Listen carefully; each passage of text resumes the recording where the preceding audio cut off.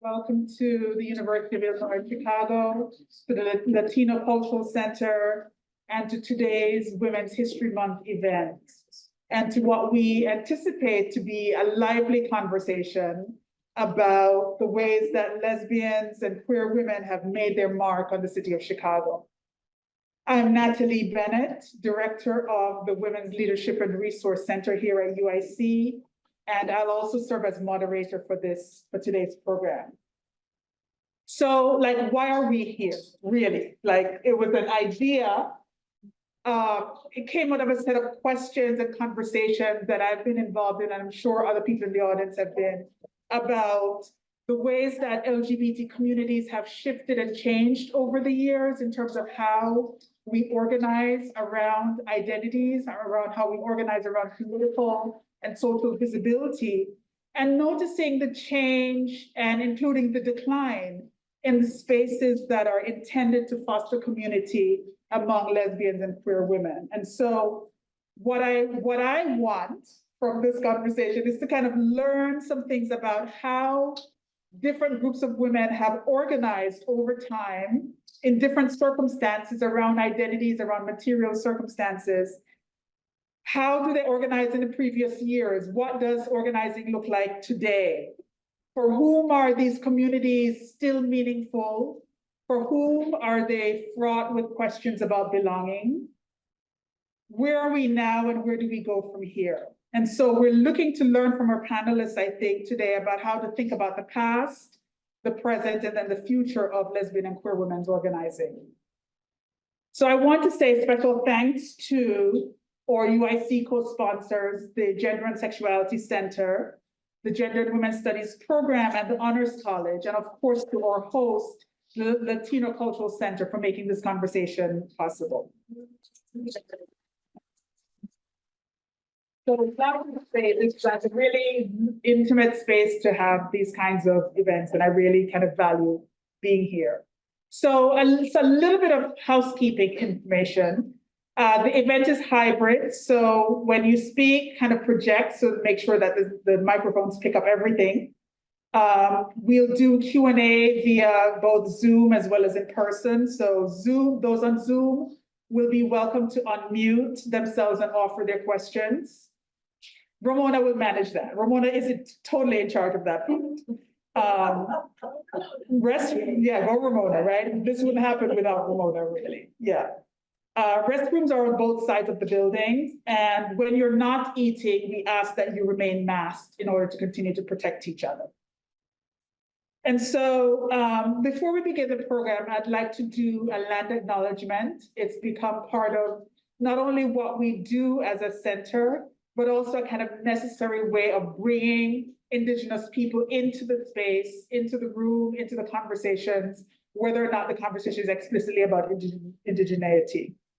So we acknowledge that the University of Illinois Chicago resides on the traditional territories of the three fire peoples, the Ojibwe, the Odawa, and the Potawatomi, purchased after 2.5 years of open warfare, decades meant to keep settlers out of the Great Lake region at the Treaty of Chicago in 1821, receiving their final payment before moving westward in 1835.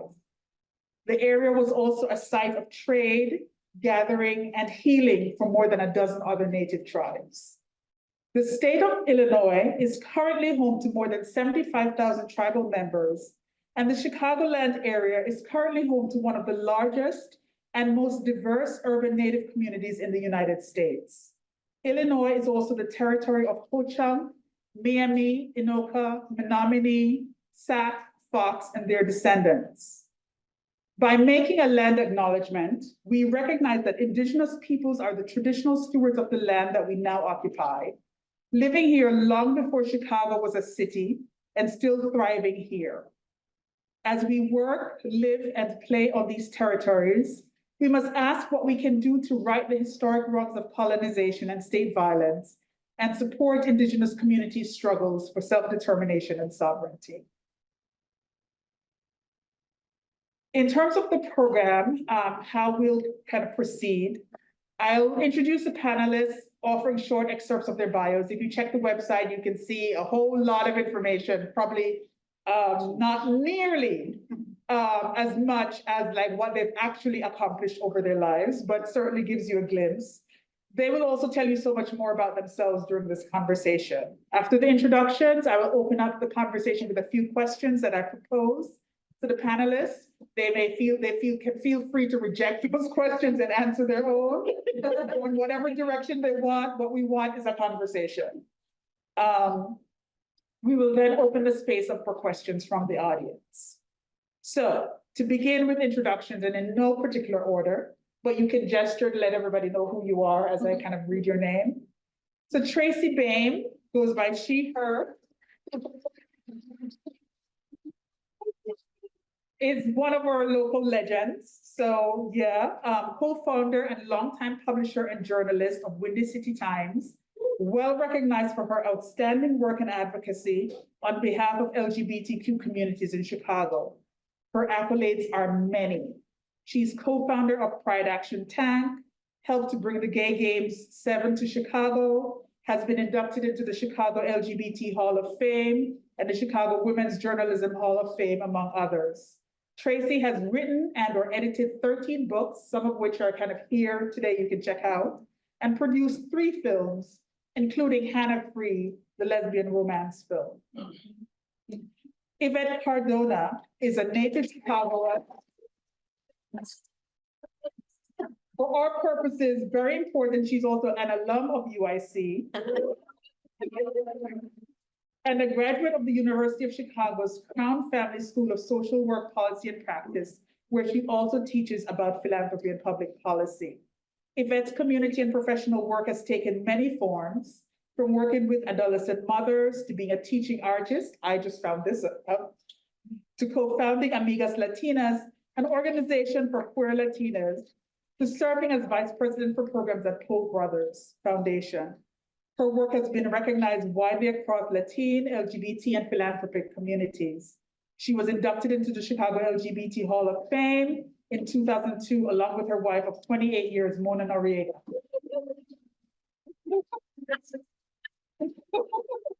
You knew we were going to do that. Neena Hemmady is an environmental engineer and a long-standing member of Chicago's LGBT community. In the mid-1990s, Hemmady co-founded Kuli Zaban, an organization for South and West Asian, lesbian, bisexual, and transgender women in Chicago.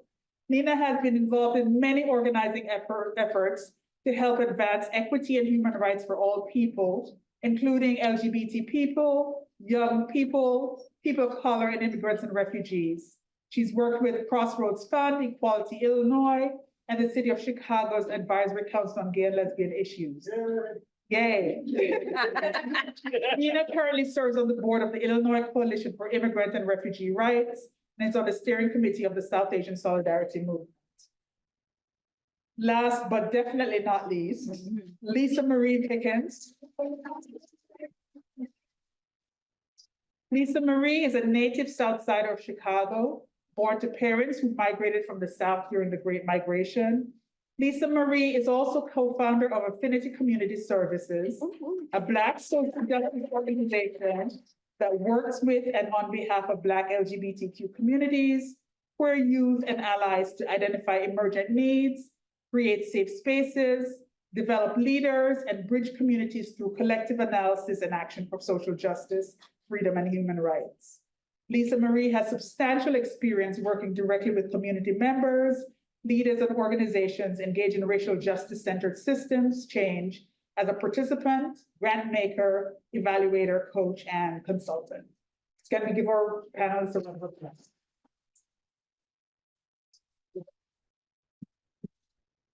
Okay, so I'm going to start with the question that I think will open up a lot of other things, which is about how each of you came to be involved in community organizing work that's centered on lesbian, bisexual, and queer women.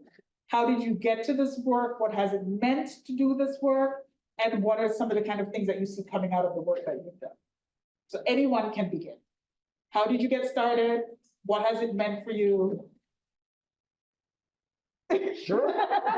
You're up. All right, so for me, it's as simple as I was looking for community. There were not a lot of organizations on the south side of the city. Everything was on the north side. There were a few organizations, few people that I bumped into, but at that particular point where I was really ready to be active in community, there was not much. And so my partner and I at the time, this was probably the late 1980s, we started something called the African American Women's Alliance. We supported women under the age of 21. We actually had parents, and imagine this at this time period, we actually had parents who brought their 16-year-olds to our group.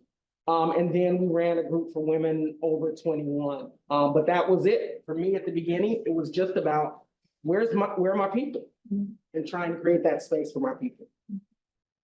Yeah, I would say I'm a little bit of hybrid journalism and activism. And when I started at Gay Life newspaper in 1984, 40 years ago, there was a stereotype of the gay press being mostly for men. So I started a women's section within the newspaper called Sister Spirit. And then I continued that at Windy City Times. It was called Entre Nous. So I was creating spaces in the journalism world and being called an activist journalist even before I really was. Because just being gay or lesbian, being a journalist was an activist at that point. But later on, I did start to then create spaces. So about 10 years in, I started the Gay and Lesbian Chamber of Commerce. And I had always covered organizations like Mount Movie Coffee House, which was Lesbian Plus there. And so I had a lot of training covering folks. And I knew then when there were gaps, like I felt there was a gap for business activism. This was before HRC started rating corporations. We started rating companies in Chicago before HRC did, based on LGBT policies. And then the Gay Games, another thing that I felt was a great organizing tool. We had probably the most all gender games there had been to that point. We really pushed hard to make sure women and trans folks felt welcome. So I think I kind of morphed into doing activism like the March on Springfield and other types of things as I saw gaps to fill the gaps. But my most important thing was covering lesbians, right? Like I felt like, you know, there had been lesbian publications before I got back from college in '84. So I knew there was a gap in amplifying all parts of our community, and lesbians were part of that. Hi, first of all, this room is beautiful. Yes. Wow. Yeah. It's just quite stunning to see it from up here. Anyways, thank you everybody for being here. It's really weird to not know who's on Zoom. I don't know if it's 2 or 20, but hi. So it's funny, 1984 is when I graduated from UIC. Right? I was at the College of Art and Architecture. I remember walking through the student center and there was like a gay and lesbian association having a meeting. And I stood at the doorway. I was totally closeted, stood at the doorway, wanted to go in, was just so scared and never went in. And I always look back and think, if I had walked through that door, how would my life have changed? But so, you know, I'm a lesbian who knew from age 7 or 8 that I was queer, something was different, and was closeted all through my Catholic upbringing, Catholic high school, because there was no, you know, the association of homosexuality and sin was just right, just like that. So when I finally came out, I too wondered where my community was, where my people were. And I grew up in Chicago when, you know, I was the one and only often, right, Latino in the room. And so it's kind of ironic that in founding Amigas, I found all these, you know, Latina women.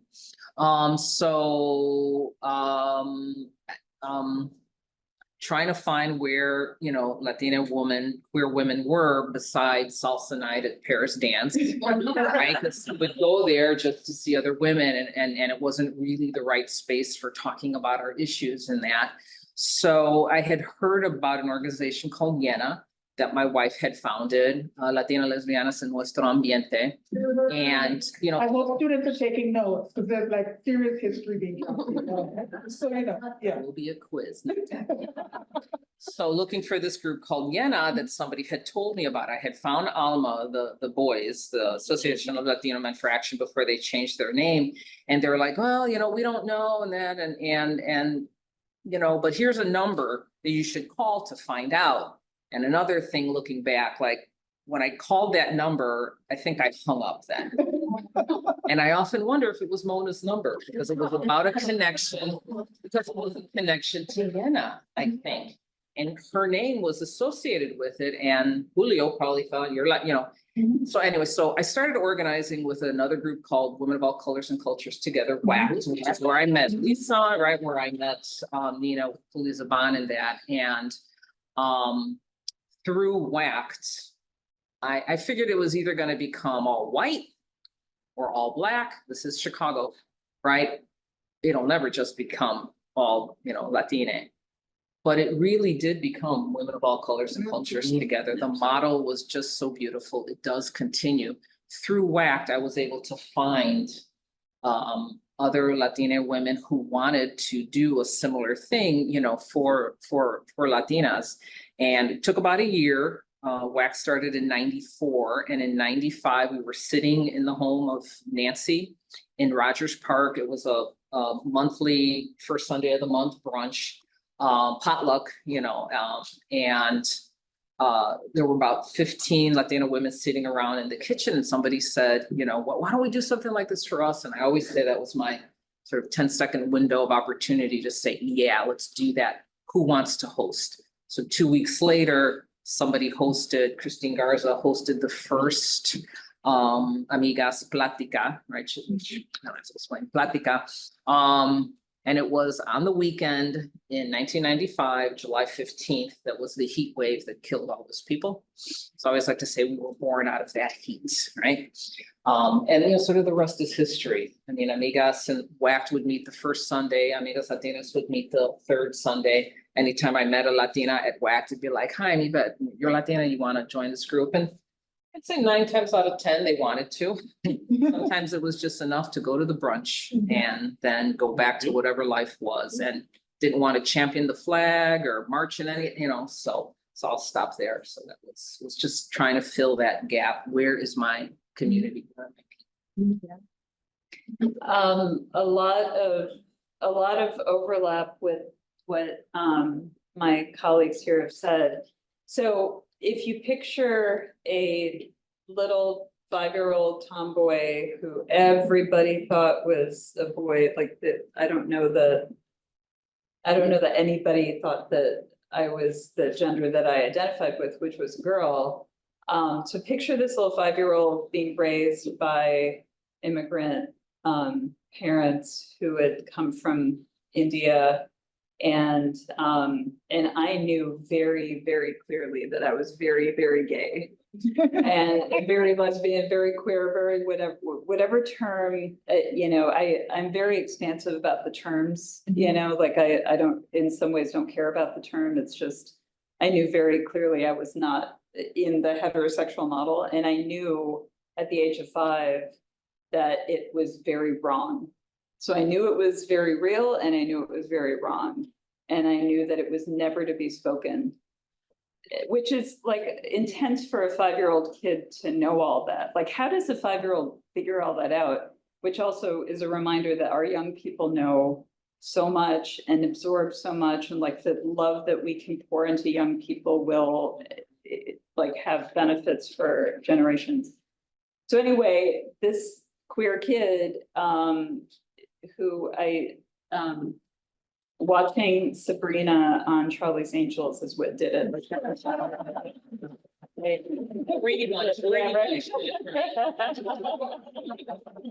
you have a first crush? Actually, it was my kindergarten teacher. Many teachers, Tatum O'Neill, Christy McNichol, Jody Foster. I can go on. So that first crush, that is what took me. So anyway, here's the thing. I knew that if I had come out to my parents, it would just be, there'd be hell to pay. There was no world where queerness and the South Asian community that I was living with intersected. So if you see the Venn diagram, there would be opposing circles, the circles would not merge. And so I was very invested in marrying a gay Indian man. as I grew up, went to college, ended up coming out at 19, I tried real hard to find a gay man to say, let's get married, do it for our parents, like, we'll stay together for 3 months, divorce, it'll be all done. So anyway, I will tell you, nobody took me up on that. Nobody did. Nobody thought it was a good idea. And what ended up happening is I ended up, I was in Champaign-Urbana when I came out. I came back to IIT, which is actually when I met Lisa Pickens. Lisa Pickens and I met at a CAPS meeting because we were into community policing and how to get the police to actually be, like with the community. And so I was in Chicago and I ended up meeting another South Asian queer woman. And it was like this amazing, like, oh, wow, I am not the only person. Like, it didn't like all register. It was just all nebulous. So I realized the two of us, her name was Lima. Lima and I were not the only ones. We decided to form an organization. There was obviously no place that we could find South Asian queer women in Chicago. This is 1995. And so we literally just would go someplace. Ronnie and I were talking about queer bars. We would go anywhere, and anybody who seemed like they were South Asian, it was like, hey, we're starting this thing. For those of you that know Urvashi, Urvashi is a giant and a legend in our community, and her loss in our lives is horrific. But she was doing a book reading, and that's actually when we met the majority of the police on women at that point. Was we had come together for Urvashi, found each other and created an organization. And for me, it was like coming home. That's the only way I could describe it. It was coming home. It was merging all of these parts of me that never thought that they could be together. And it was hugely formative. So I think for all of you, in different ways, you've kind of taken really decisive steps at different moments to act on the desire that you have for community. Like, so if it doesn't exist, you like imagine that you can actually build it, and you build it one by one, branch by branch, platica by platica, etc. That's a kind of leadership, I think, that we don't often talk about. And so I want to kind of hear from you about how the circumstances that shape women's leadership and queer women's leadership have changed over time. Because you are doing something that's kind of grassroots, you're building from the ground. But it's not clear that those are the same conditions that we're in right now in terms of how people organize. So if you could just comment on that, the question about kind of how leadership, the nature of queer women's leadership in the larger queer community.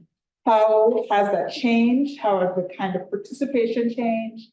The kinds of ways that people take action and kind of develop community change? Sure.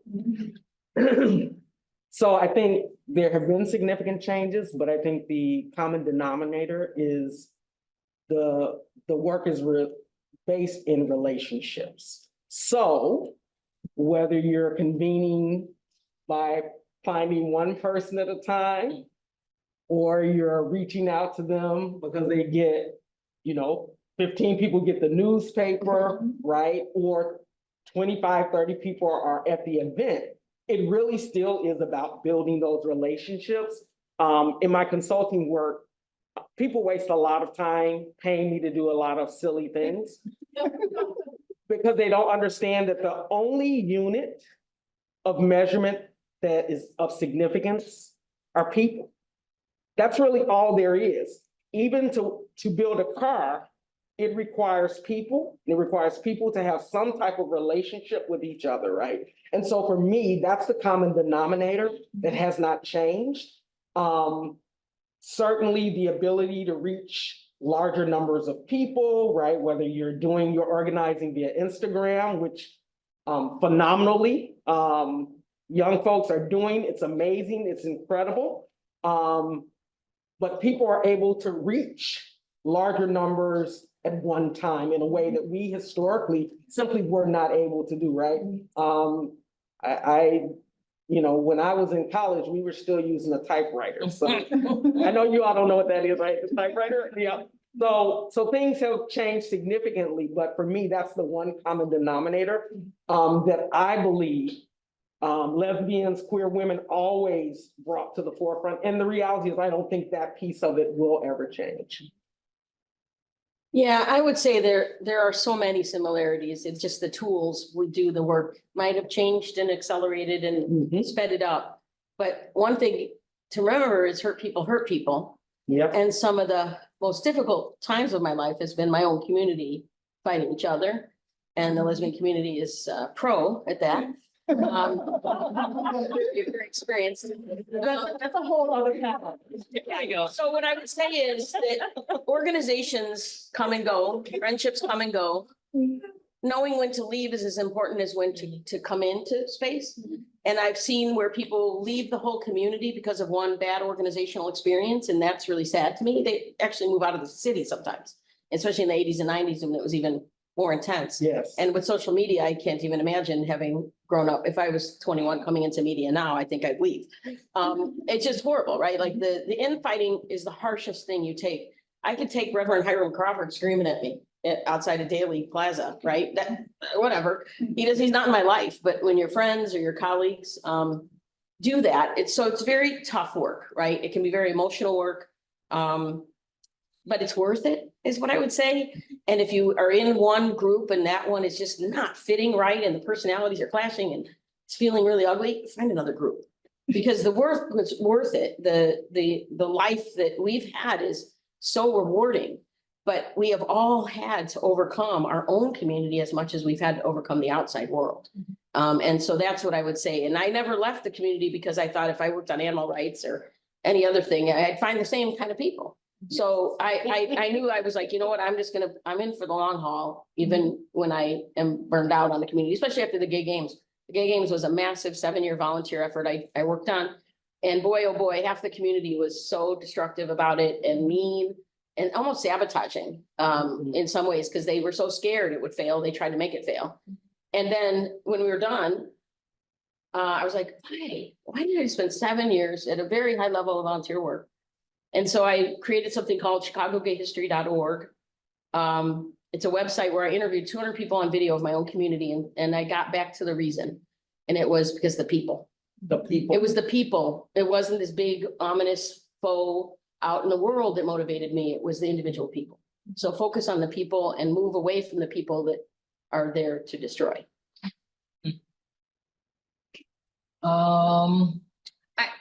Being a leader, I think at the time when there's been so much attention to Amigas now, Amigas has been closed for 9 years. You may not know that because anytime you have 3 Latinas come into a room, same here, it turns into an Amigas Latinas event. And great, so that it's been interesting, the Gerber Hart attention to us, we have archives and all that. Mona and I, were interviewed, and it was weird to think that if I knew back then what it was going to mean now, I don't know if I would have done it, because the attention is so intense sometimes. We represent, right, this part of history, and this the Latina and the Venn diagram just really coming together. So at the time, I felt that I was just responding to a need, and it was a need that began from here. Like, where do I go where I don't have to separate, right? Whereas now I can walk in fully to spaces. And a lot of that has to do with my own confidence in myself of who I am. But a lot of it has to do with the work that has been done to just understand that, that we're queer in a Latino space, and then we'll go into the queer spaces, mainstream or whatever, that you can be Latino. There's a recognition of that.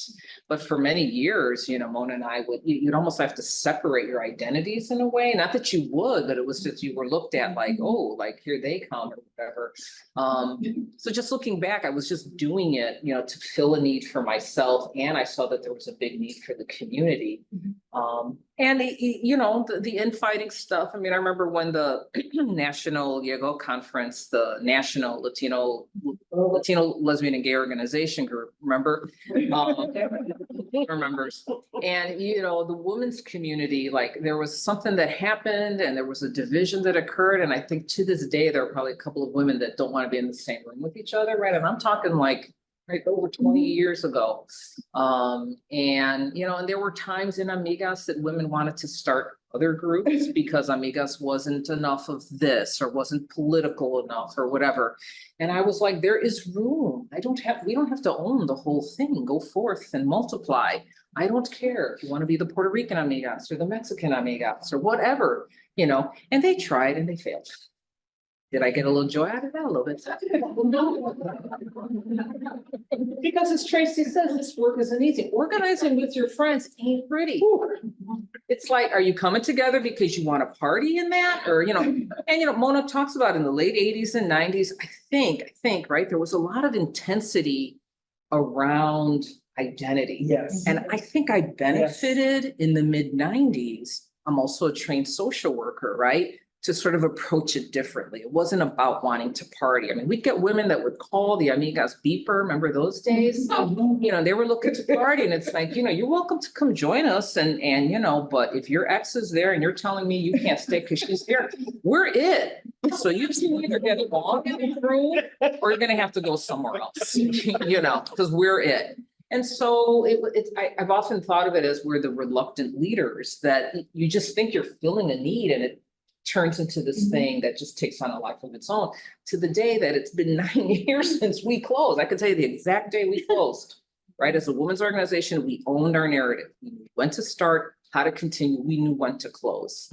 And it's still like Amiga still lives now through the archives, through opportunities like this. And that's a beautiful thing. That's a beautiful thing. So just to finish that, so that I think leadership now, I've often felt that Amigas gave birth to a lot of women to give them the confidence to go back to school, get your PhDs, head up organizations, head up corporations, get in there and keep doing it and be proud of who you are as a queer person, as well as a Latina, because you would never apologize for being Latina. Don't ever apologize for being queer. That's what we were trying to get to. Yeah. That's great. Thank you for all of your answers. Okay, so you all are reminding me about some of the pain and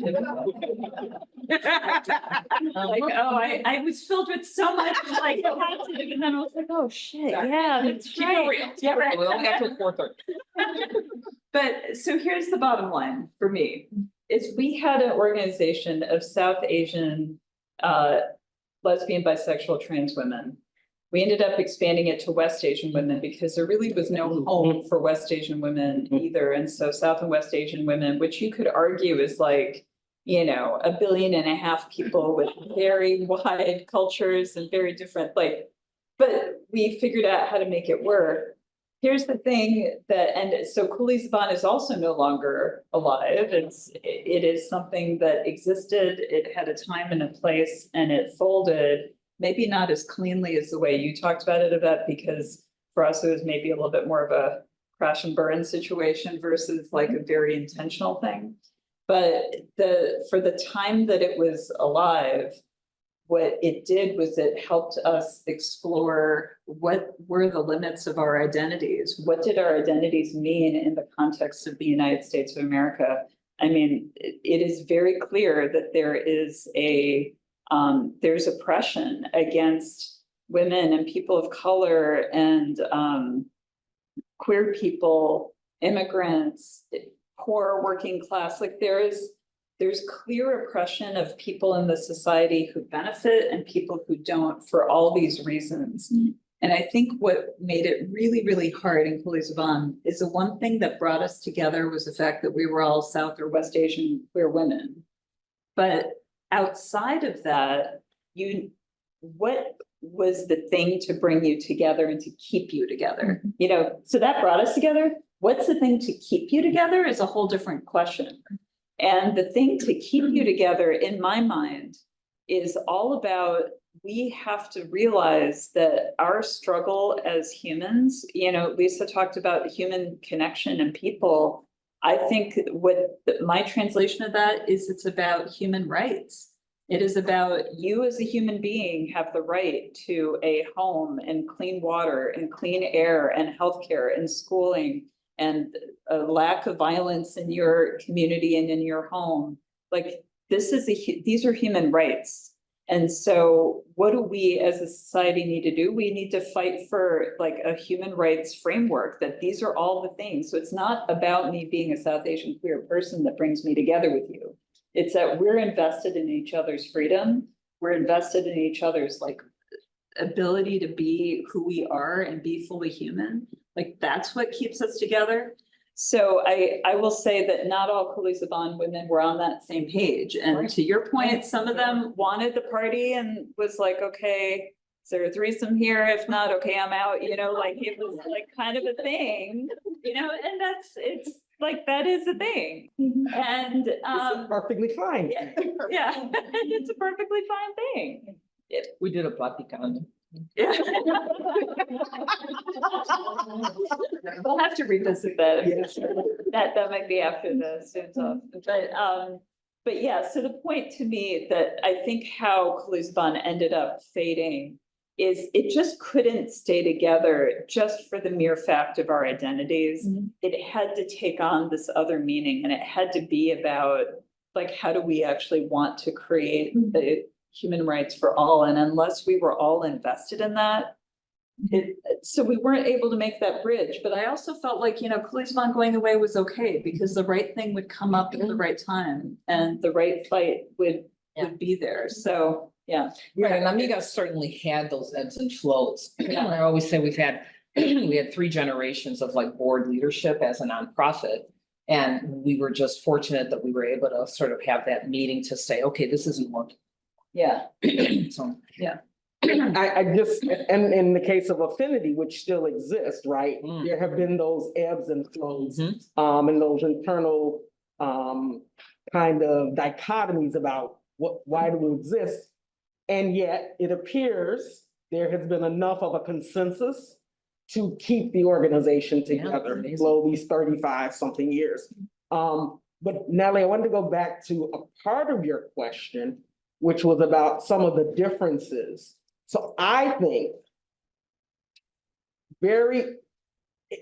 it took a while for some of us to come to the clarity that Neena is naming, right? So, and I got really clear on this in November. We celebrated our 30th anniversary of marching in the Bud Billiken Parade, right? And it was a great panel discussion. We wanted to make sure to involve younger organizers who also identify as queer. And one of the things that Karen Hutt raised, which really disturbed me, right? And I knew in the back of my head somewhere it was an issue, was that we really were operating from a kind of respectability politics related to our identity. And I think part of why we have to continue to support each generation is because they evolve past the kind of flawed analysis we had as we were coming of age and trying to figure things out. And so the young people say very clearly, we understood why that's where you were then, but we would never do that. We would never consider leaving any comrades behind, right? So we wanted John Senstadt, who ran the Chicago Defender Charities, to see us as, just like him. We were respectable people, right? And that might have caused us to leave some more radical comrades behind. Fortunately, we didn't have to do that, but that was certainly a danger that we had not analyzed. We had not spoken of that. I certainly experienced young people, and I feel very fortunate in my nonprofit work to still be working with very young activist organizations, because their analysis about that is very sharp and very clear. So they're starting so much further in their analysis than we were, right? Which again propels us further and further along in terms of our thinking, our response to what's needed, really thinking about human rights in ways that are very inclusive and very expansive. certainly far beyond what my original thinking was. And that's, for me, that continues to be the excitement. The why stay in it, the why, because there's a next generation that's gonna push me further and push us further. Yeah. So that there are two like different directions that I think I could move in right now. So I'm just gonna follow your lead, Lisa Marie, and talk about and ask, I think, each of you about how you're thinking about sexual identity has changed over time, sexual identity in the context of community organizing work. Are there moments where you've seen shifts? What does it mean to name the work that you do as lesbian versus queer women? How are you thinking about sexual identity in relationship to community organizing work? What do we gain? What do we lose from how we change, how we talk, how we think, how we act?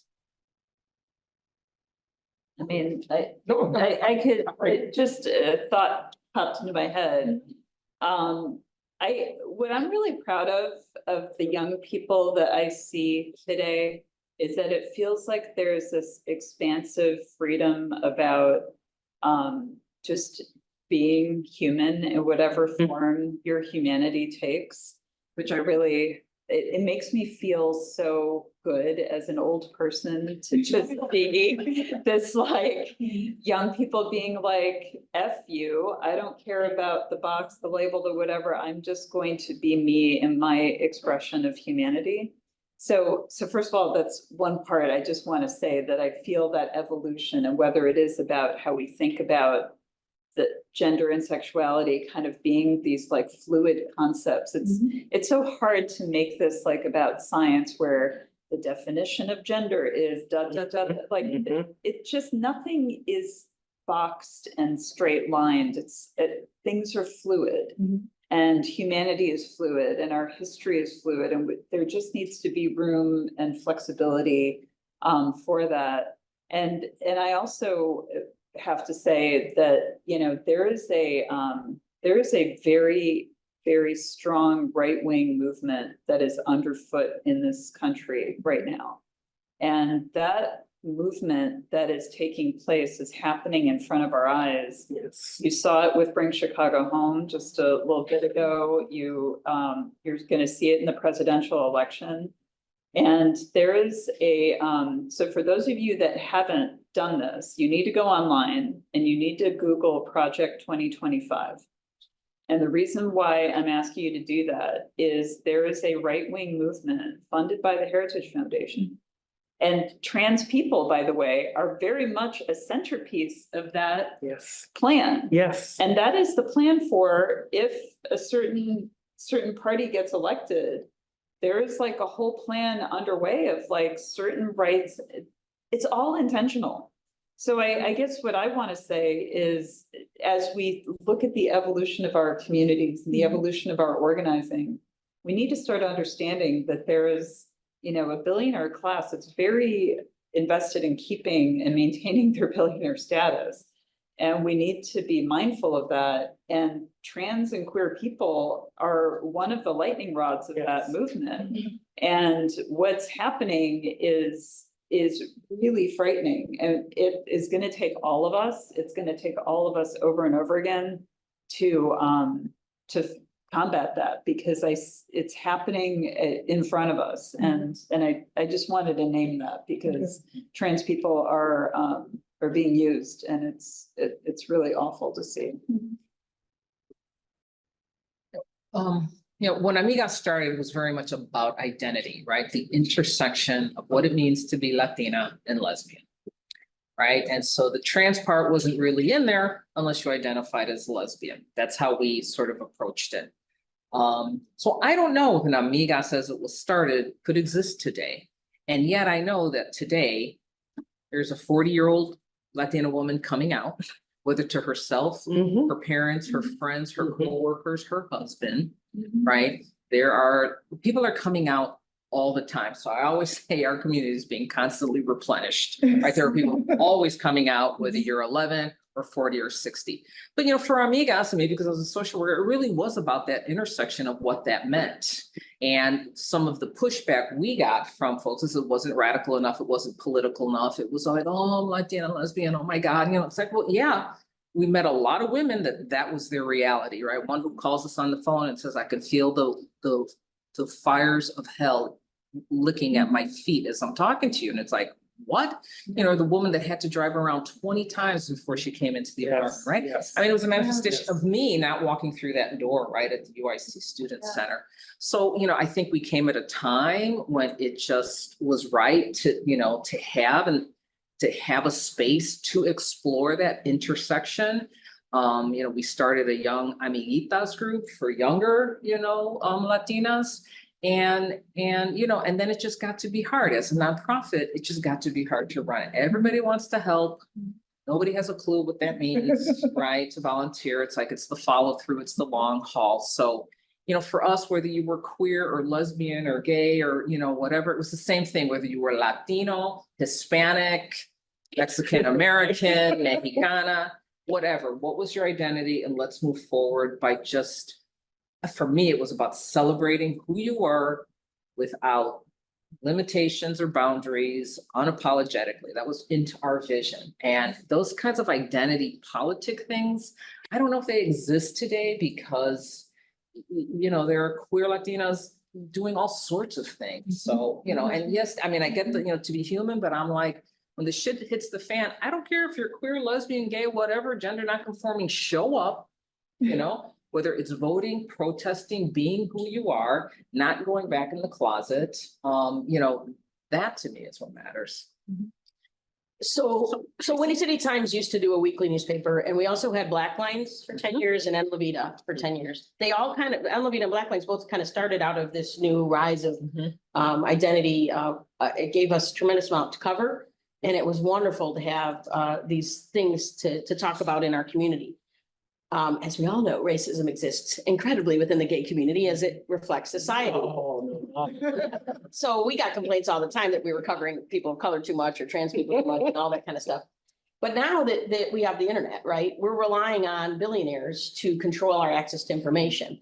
So Winnie City Times, we've kind of rethought it and we're like, okay, we're launching some newsletters that are going to make it easier for people to get this access and be able to amplify their messages, their events, et cetera, through a newsletter. So first one is Chicago Social Butterflies. Vivian Gonzalez is coordinating it, and Jake Wittich is writing it. It just launched chicagosocialbutterflies.com. It'll have a website, and it'll be a way to amplify all of our events and connect us to campaigns for funeral fundraising, you name it, bring back community, because we can't afford to print anymore. And the community is so much larger than we could ever fulfill a need in print anyway. But lesbian's an interesting word. First of all, it doesn't sound good, right? None of us didn't like it when we were coming up. It's just not a pretty word, right? But I claim it so fiercely because of the way that it is also been, shunned Against us. And it's interesting now because there's this, people think there's this kind of thought that lesbian spaces are disappearing. They're morphing, in my mind. They change. Everything changes. And I actually think right now in Chicago, we have more lesbian specific spaces than we have had at its peak 30 years ago. We have 3 lesbian identified bars. Now, of course, they're all welcoming to everybody. But Dorothy, Whiskey Girl, and Nobody's Darling are 3 spaces that are all the time, they're full-time operational. And at least a dozen promoters like Clandestina and Slow Mo, et cetera, that are constantly doing events. And there's one called the Lesbian Social Club, right? They took that name and they're younger generation promoters. So that word is, I don't know if it's coming back as cool, but it feels like it is. It feels like it is. And in my mind, it's always like, It's like bell bottoms. It's like bell bottoms. You're like, no. So, or albums, whatever. To me, it's lesbian plus, right? Because whenever I do things, if it's specifically lesbian, I say lesbian plus. Because I don't care how you really identify, but we can't lose each of the letters. Bisexual plus, trans, gender nonconforming, I, A, whatever. We need to figure out a way that those identities have place together and also when they want to and need to be separate. Not that I'm for separating, but there are points in time when people need to be together across identities. And so it's hard to know where it's going. I do think that, as Neena said, this undercurrent of division, they're doing it to our community too. they are capturing people in our community that are willing, and I don't even know if all of them actually are from our community, but online are trying to split our community into pieces. Mhm. They're absolutely trying to make different, gay men separate from trans women, right? They're, we don't, but I don't even believe that they're really truly part of our community. I think these are all funded by people that want to keep us busy fighting each other while they steal everything out of our pockets. Right. And so to me, there's like, we need to make sure we're able to communicate with one another outside these billionaire platforms and other ways in a social way that there didn't used to be an internet. Yes. So we can get back to that if we have to, when they're gonna strip everything. And our most vulnerable are who we need to triage for. So white cisgender lesbians like me need to make sure we're ready to take up arms, whatever it's gonna take, to make sure we are there for and don't let us be divided and conquered. Yeah. I just want to echo what you're raising. I had a mentor maybe about 30 years ago who asked me, so what do you think is the next, movement that we really need to work on? And we were, in the midst of kind of a second wave of, in particular, Black and brown lesbian movement right here in Chicago. And I was like, well, figuring out how to really effectively work together. And he said, yes. And what I'm suggesting is we really need to think about ourselves as all laborers.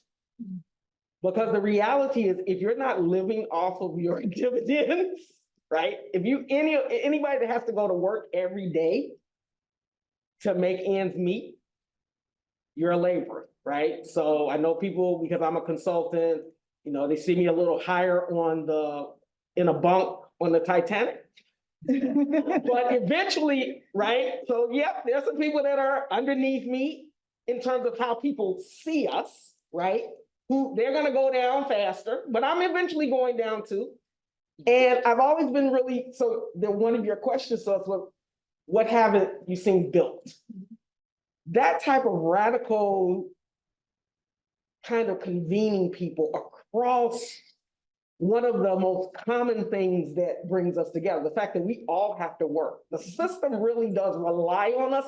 It cannot, we fuel it. And so without us, right, it can't happen. And we have control, but we have to make a decision about that.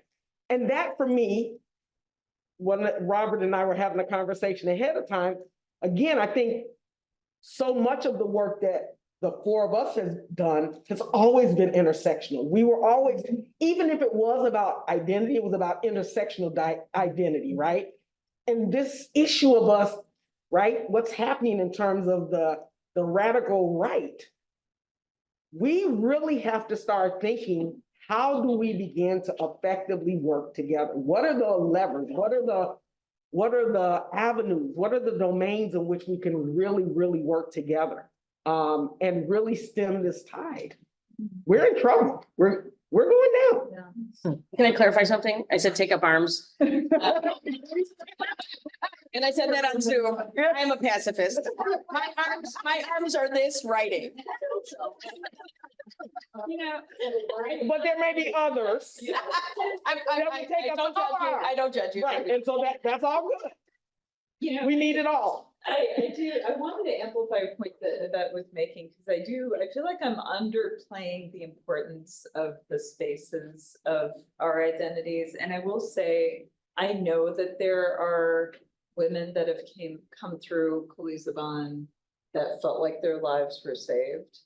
And I just wanted to name that, because I do know that there are women who came out to their families and their lives were literally threatened, and their houses were, where they lived were threatened. So I just wanted to name that out loud, because it's real, and something you said just kind of reminded me that, there is a reason that the spaces that we made really were helpful. And it's with the morphing and the changing, that it's good, like it's evolution, right? And but yeah, there's something just really important about People used to say, oh God, why do you need a space now for Latina lesbians? And it's like, it's not about exclusion. It's about affinity, not Mhm. affinity community services, but Right. it's about affinity. Absolutely. Yep. It's just about needing a space to be who you are. And so I used to say with amigas, I don't care if you want to be all about, all the Puerto Rican lesbians branch off, go ahead. If you need a space to create, to really drill down and figure out, what's specific, right, to that. Because trust me, you get 10 Puerto Rican lesbians in a room, you have diversity. Oh, yeah. Yeah. Oh, yeah.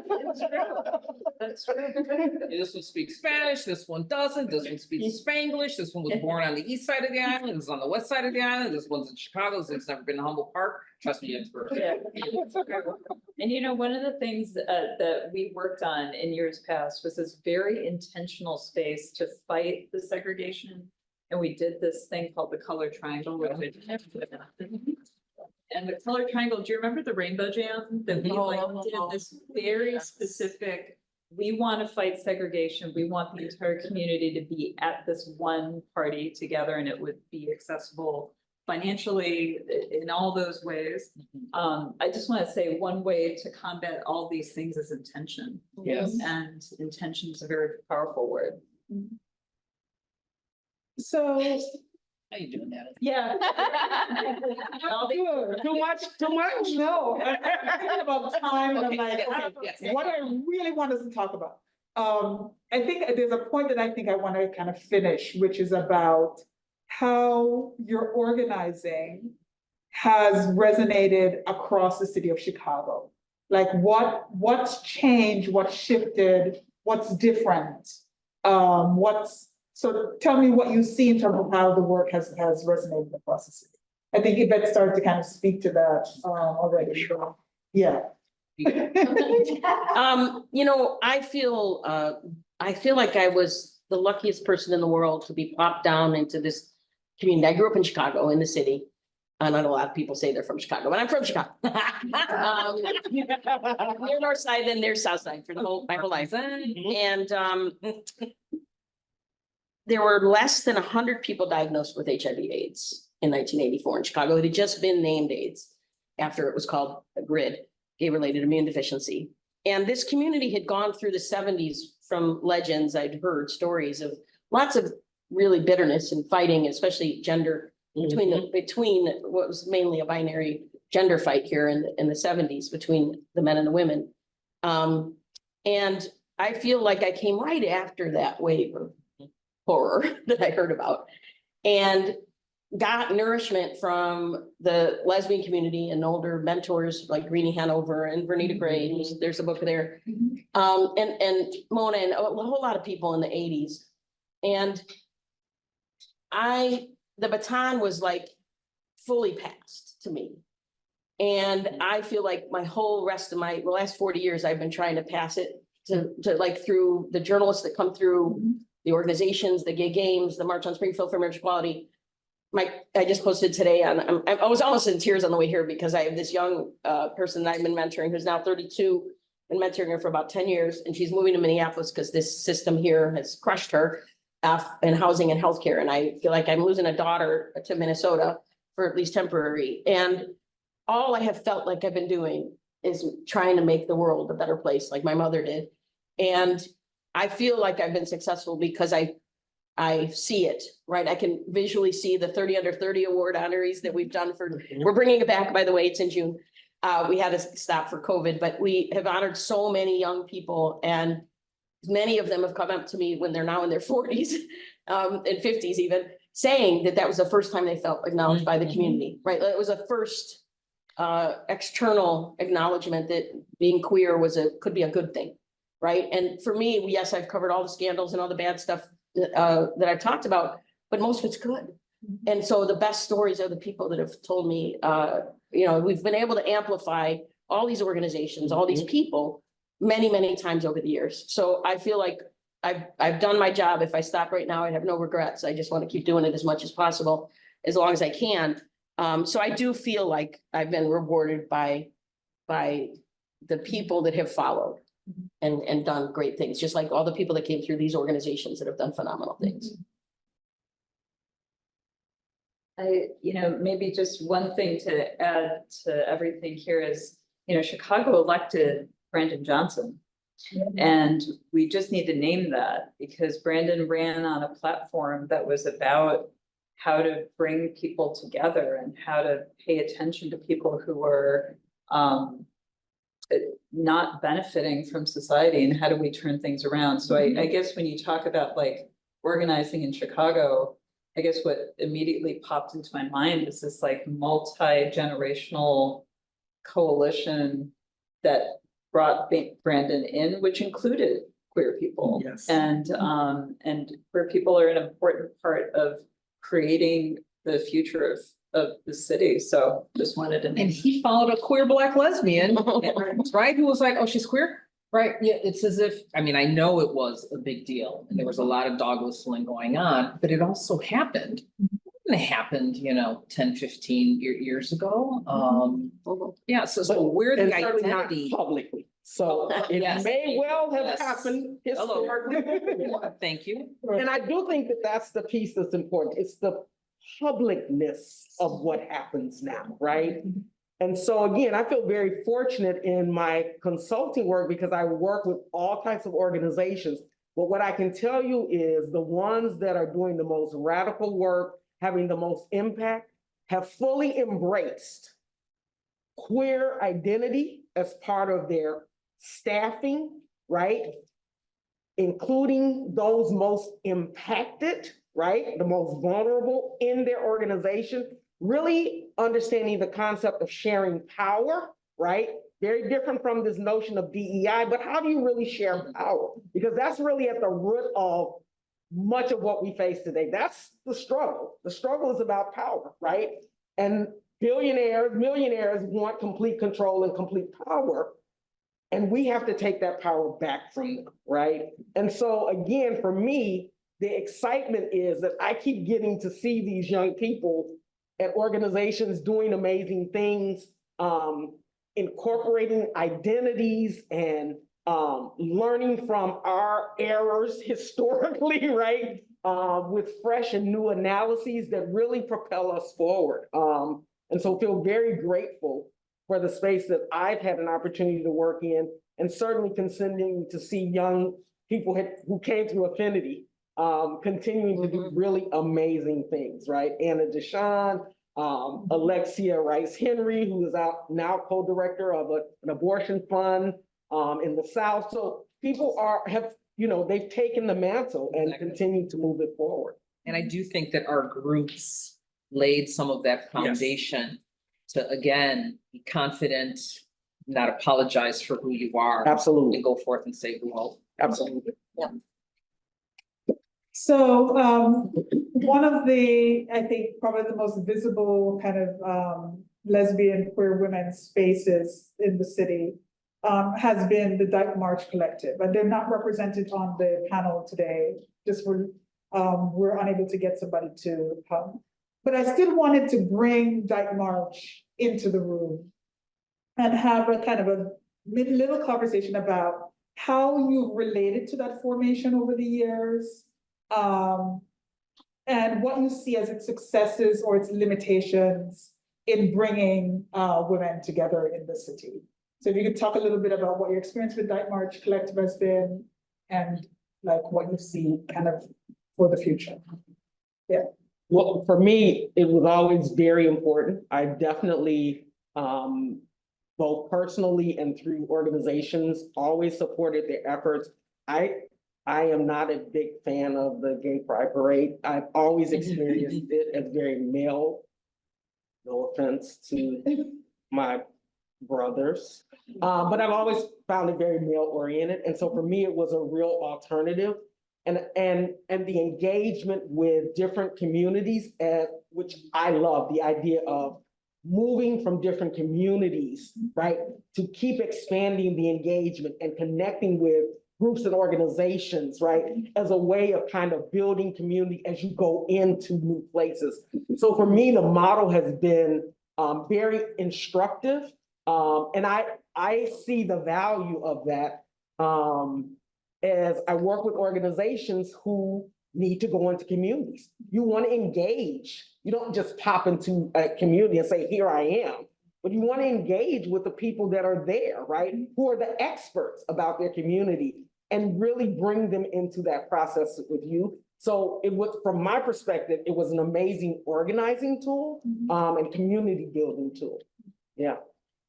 So the first Dyke March I went to was coincided with the Stonewall 25 and, let me see, I think it was 94 or 5, somewhere in there in DC. And then Chicago, I think, had theirs within a year after that. And it was in Lakeview, and it was very much to counter the Chicago Pride Parade being seen, like women that would walk through maybe with just pasties on in the Chicago Pride Parade, or just, approachable body parts would be approached, like gay men or other men would squeeze them and harass them. So there was actual sexual harassment in the Pride Parade. And then as the parade did get more corporate or just more expensive, a lot of and also is a lot of labor, free labor. A lot of the women's organizations did have like they had contingents in the Pride Parade in the early years, and slowly it got, even a lot of the bars didn't have contingents, the women's bars and stuff, because just the time and the money, right? And so it became more male, it became more straight, really. I think it's like the St. Patrick's Day parade at this point. It's like half Irish and half everything else. It's half gay and half everything else. So it just wasn't as welcoming, right? So mid-90s, Dyke March starts Lakeview. Different people ran it over the years, and I loved when it started to move to like Pilsen and other areas of town. It was Andersonville after Lakeview. And then it was 2 or 3 different areas around the city. It was wonderful. Humboldt Park, wonderful. The committee changed over the years, and it became far more political. It was very political to begin with, but it became even more political. And the 2017 March had, there was definitely a split that happened. I mean, we wrote about it in Windy City Times. You're welcome to look it up. I'm not going to rehash it. It was a really good article, but it caused an implosion. Just the fact that we wrote about it, we wrote about all sides of it, but it was around the Palestinian self-determination. So I don't know what's going on with it now. We keep asking, it hasn't been back since COVID. So I think the thing with all volunteer run, which is that, Pride gets a lot of, they get to hundreds of dollars per contingent. Yes. The Dyke March was free always for everybody, no matter what. And there was always a post event that cost money for the organizers. So it's just a lot harder to keep, just like these organizations, keep going when you're all volunteer. No corporation is going to give you a nickel because of your politics, right? So it's it's a natural evolution, but it was a phenomenal, very important in your face thing that happened. It was empowering, the organizations would have banners in it. In Andersonville, I remember covering over the Bryn Mawr Bridge. I loved taking that photo of I love going thousands. under the bridge yelling, because it just amplifies. Yeah, so it was wonderful, wonderful. And I don't know where it's going to be in the future.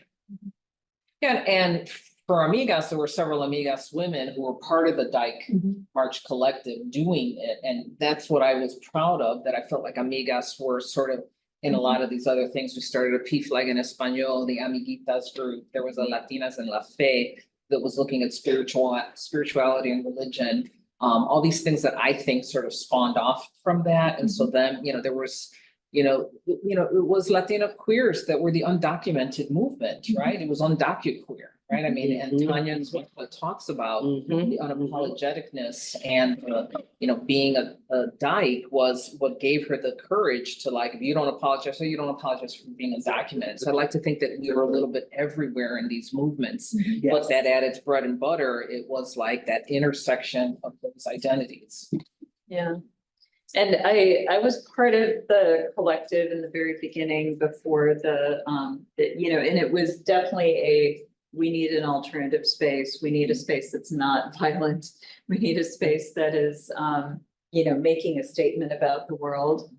What I appreciate about the Dyke, so I was never a leader. I was just going to meetings, giving my opinions about things. But I will say that what I take away from the collective is that it was intentionally not hierarchical, which I think was a very strong intent of running the organization that way, which I think there's something very powerful about that. Of can you make something happen and not have a hierarchy? Can we try to have organizations be organized in a way where it's not you know, so I appreciated that about the collective and the way that it came together. And I will say that there are internal issues that need to be sorted out. I don't know where it's gonna go. But they're very real and very important things that have to be thought through. But I think at the end of the day, I think there's room for us as a whole community to come together and like make it, so hopefully it comes back. So I think we're all full. I think this conversation will probably go on forever. But I want to pause for a moment to take any questions from the audience, whether here in the room or on Zoom. So if there are any questions, now is a good time. Yes. Mine's more of a statement more than anything.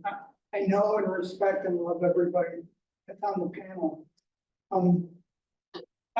I just want to talk to maybe the fact that some organizations may not exist, but the impact is still felt. I'm part of an LGBTQ intergenerational project that brings together elders and young students. And I remember going to the group, and there were some folks there that didn't see representations of themselves in the elders. There were a number of queer South Asian young folks that were disappointed that they didn't see themselves. And so I made it my mission to say, you know what? There was an organization called Coolies of Bond that existed. I know the founder, I can connect you. And I remember, I'm helping one of the other young people. He's doing a dissertation on queer South Asian history in Chicago. And I brought him a whole bunch of photographs that included Rainbow Jam. Also, maybe a certain person I'm coming out there holding a banner and if from Sangat and stuff. But I also remember showing this young person the Coolies the Bonfire, and the look on their face was priceless. It's as if I opened the door and said, come on, welcome in, we have a community. So I also don't want folks to underestimate the impact, even if your organization no longer exists, that it still has an impact today. And that goes for Amigas and a lot of the other organizations. So. Thank you, Yeah, Robert. thank you for that. Our other historian in the community. That's correct. And I love the Hiram Crawford's reference. Yes. Someone will have to ask Tracy to Hiram Crawford. Okay. Anti-gay pastor, that's all you gotta know. Yeah. That's all. Any other questions? Rabbit. Any questions on Zoom? Oh, Yes, question about. If the diaphragm were to come back, what do you think? Can you want me to repeat the question? Sure. If the Dyke March comes back, what would need to be different? What would need to be implemented differently? Yeah. Okay. I don't know, I would say, because I covered every single one except one. When I was sick, I couldn't go. But, so I think it's a more of an energy thing. If they brought it back, I think that what happened in the last one that I'm aware of, 2017, because of the horrors happening right now in Gaza, it was, to me, it was a little bit of a intentional provocation that happened from the Jewish woman who marched. It was very unsophisticated, and caused unnecessary outrage. I think that because the people that were so involved in organizing were extremely political, if that's the way they want it to be, they should just do that, right? And make that very clear on their statements, and they will get people there. And then some people will choose not to, right? I hope it does come back in some form, even if it comes back as a party or something else. But I think the marching through of the neighborhoods, even if it was a welcoming neighborhood like Andersonville, it just was it's so powerful. You know, when the marches on Washington were planned, marches around the country after TURMP was elected, I was behind the scenes, right? Because I didn't want to, it's younger generation. I thought even younger as in some of them were older, but never had organized anything before. So I was like, let them take the front, but let me just be there to fill in the gaps again. And what I said to them was this: it's not about him. Every march on Washington I went to was not about Reagan or Clinton or any of them. No. It was about me, but getting energy from my own community. And so that's what I would say. It's like, it doesn't matter who you think you're going, it's not who you're going against, it's who you're going for that will sustain you in this movement. And the potential of what may come out of Right. that, right? That's the other You piece don't of even it. know. We think that parades and marches aren't important, but we don't know what affinity exists because we marched in the Bud Billiken parade. It was directly related to that. And so that energy of being Right. together. Your atoms change and the world changes, the atoms of the world change. It isn't, you cannot, when you form something out of a negative, it won't last. That's right. And it's okay. A It's one-year okay. project is great too. But if you're doing, go towards the joy and the Yes. people you want to help, not against the horrors. Yes. Any other questions? I Yes. just want to say, I'm really glad that Tracy's launching the Chicago Social Butterfly, because it will bring all of our communities together. It'll be a place for us to look like there was in Windy City Times, to see, you know, what different communities are around. And there is a lot going on. Oh, my God. I'm in an intergenerational group with Robert, and, you know, and the students are asking, like, what's happening in Chicago? We've always had a really great LGBTQ community in Chicago. Very good, yep. You know, friends have come from New York or the Bay Area, and they're like, Chicago, because there's South Side stuff going on, North Side stuff going on. We get together. Affinity, this WAC group is still going. With Yes. It's like, oh, it's a once a month potluck, and it's just great. It's so much fun. And anyway, there's lots of stuff. We just had a dance. If you're part of this giving council, Chicago Foundation for Women, we have dances. We just went to a clandestine dance. Anyway, there's lots going on. So we're really lucky to be Chicago. I also want to mention that Dyke March actually did march in South Shore one year. Oh, that's right. That's I marched there too as well. Yes. So if you could pick a place to host a Dyke March or a Pride Parade that hasn't the same one. Because there's been some many Pride parades on the southeast side of Yes. Chicago. Yes, we have. You know, neighborhood long neglected, but where ideally would you like to see either a Dyke March or a Pride Parade that you think needs to happen or needs that visibility? Right. Who wants to answer that question? What do you think? The west side of Chicago. West side of Chicago? Yeah. Yeah, Yeah, yeah, yeah. yeah, definitely. Started Brandon Johnson's and go easy. Let's, yeah. Just do it. Yeah. Send me a flyer and I'll join them. I ain't organizing a damn thing. Any questions on? Any questions from? Right, and we need a trolley, so just. Keeping it real, at this point, the trolley is there for us. I was gonna advocate for generational relationship. Right. Yes. Funny. The Zoom chat has been super active. It's been popping Blowing throughout up. the entire program. I was hoping that's what you were gonna say. Not a ton of questions, a lot of appreciation for all that you are saying. Everything you've been saying has been resonating with folks here. There were a couple of shout outs to some 70s and 80s icons when you were talking about like initial crushes. We got some.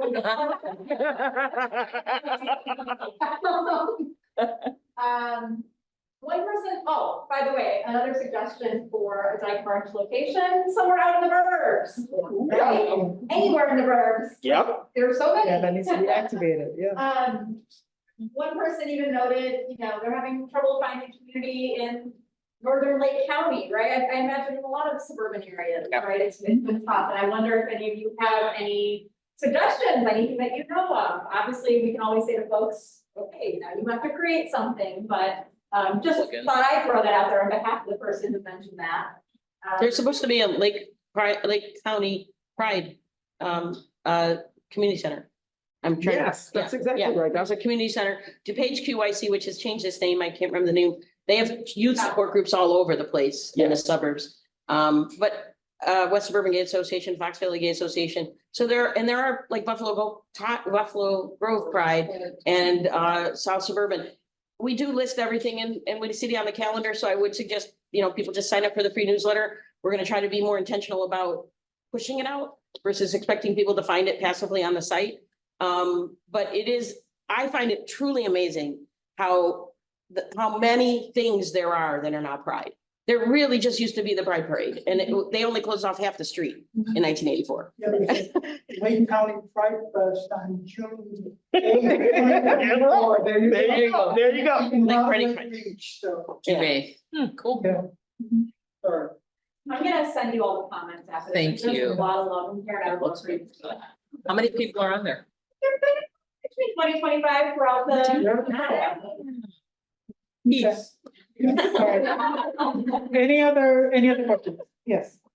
I wanted to know if there are any currently running, I guess, queer women or lesbian collectives that you really would like the younger generation to know or to research about, or to just get involved, because like we're about to graduate and like I found my chosen family at UIC and it's been so incredible, but I want to know, like, after I get this diploma in hand, like, where can I continue to find community and learn how to do the work that I'm so passionate about in the queer community? I don't need to repeat that. Okay. Do you want to talk about Affinity? as Yeah, like so the- Affinity on the south side of the city is definitely an option. In terms of getting involved, they have most of the programming is actually run by volunteers. And so that ranges from very specific programming for young folk to intergenerational activities. They have almost for kind of each age category, there is actually an affiliate group that you can be connected with. There are also some groups that convene based on kind of gender identity. So there's more of a kind of male left of center group that meets. There's a femme group that meets. So they're trying to respond to that full range. So there are any number of ways to get involved, volunteer, become an active member of one of those groupings. They're always looking for board members. Yeah. Yeah. And Yvonne Welbon just opened the Sisters in Cinema Film Center, which Robert is repping the shirt for right now, which is kind of an amazing. Yeah. It's amazing that it exists. Thank you, Robert. It's brand new in Chicago and really it's something that we all should be very proud of, so. Support it. It's a media center in South Shore, and they're gonna especially focus on younger women creators or women identified in other creators. I'm on the board of Brave Space Alliance, which is based south side, Black trans led, and there's opportunities there to volunteer. I would say the best way into our community is through the volunteer. The larger organizations are able to absorb volunteers better, so like the Center in Halsted, Howard Brown Health, Chicago House, AIDS Foundation of Chicago, Pride Action Tank. I'm running a summit here on West Campus, June 13th, on tiny homes for the homeless, tiny homes for a solution to housing instability. And so there's lots of opportunities through these groups to then find what your lane is, because there's so much to be done. The thing I say is to not burn out is pick a lane for a period of time. And then if that lane gets boring or the infighting's too much, then there's so many lanes, right? So if you care most about housing, find the organization that is the most tied to that. The thing that Lisa said earlier is the community in Chicago now is extremely different. I kind of credit it to the shock of what happened.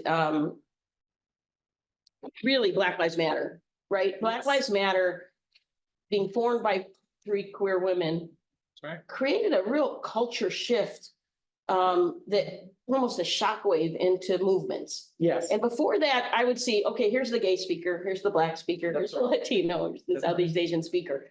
After that, every event I would go to would be like, everybody was talking about everybody. You're like, and so there's so many great organizations. I say that to say like Asada's Daughters or Good Kids Mad City, et cetera, et cetera. Genetics, Yeah, they're all, Stop. yeah. There are any number of groups who Yeah. are actively engaged, right?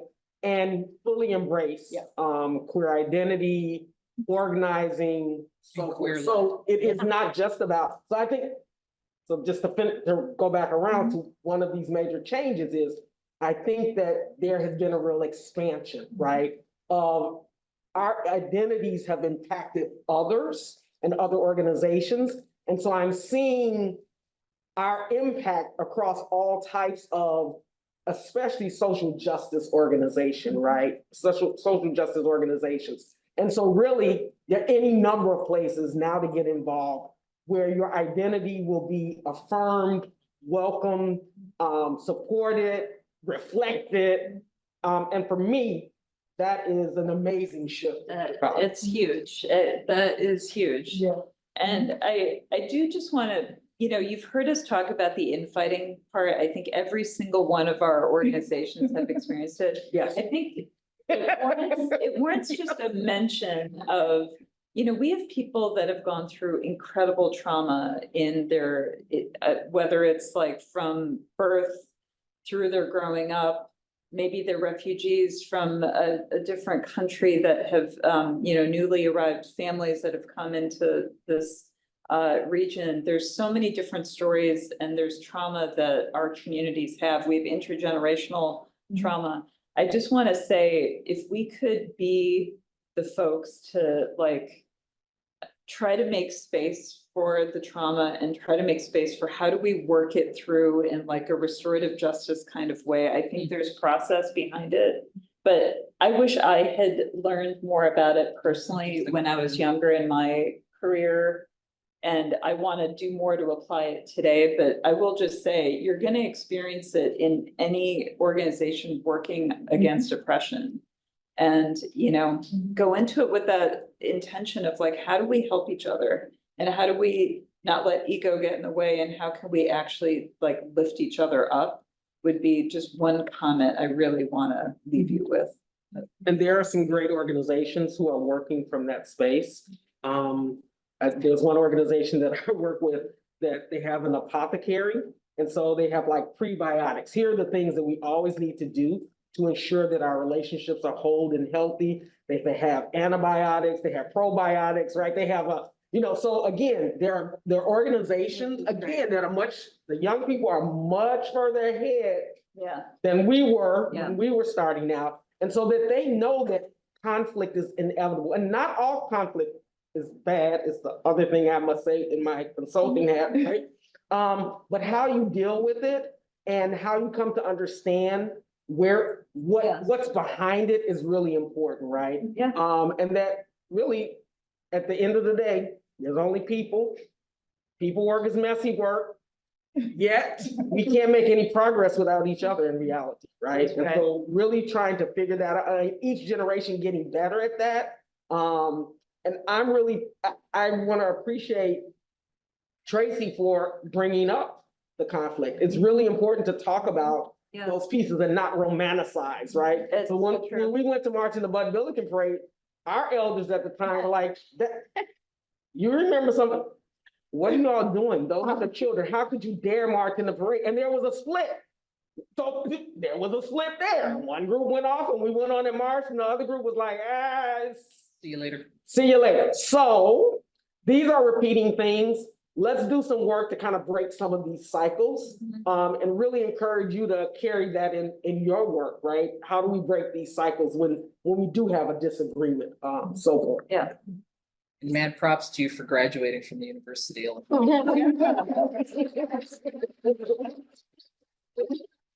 On that note, I'd like us to kind of show appreciation for the panelists.